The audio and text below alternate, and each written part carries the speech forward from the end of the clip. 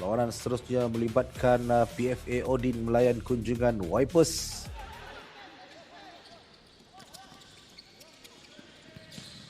Peluang untuk mendapatkan jaringan.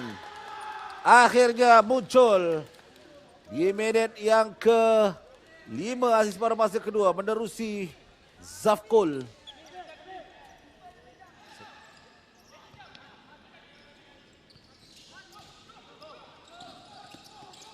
8 dalam melakukan hantaran.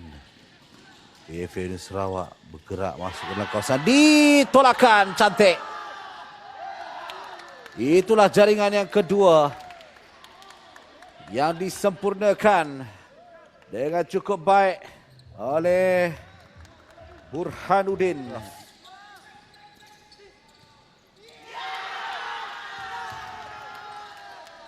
Dan jaringan yang ketiga sekelip mata terhasil untuk PFA Odin Sarawak. Vipers perlu berhati-hati kerana sudah melakukan 5 kesalahan. Satu tolakan cantik.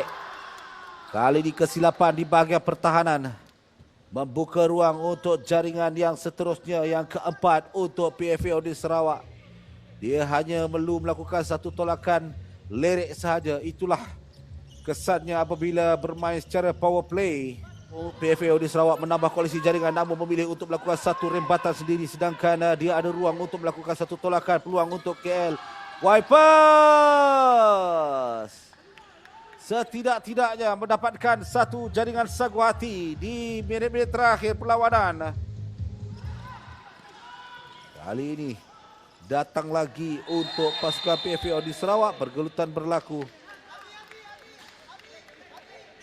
Ada lagi layangan kad kuning diberikan nampaknya. Ada kad merah untuk Ramadan. Saya percaya beliau sudah pun 2 kali dilayangkan kad kuning. Jadi terpaksalah beliau meninggalkan gelanggang. PFA Odin Sarawak perlu menggunakan ruang yang ini sebaiknya untuk menambah koleksi jaringan kepada 5-0.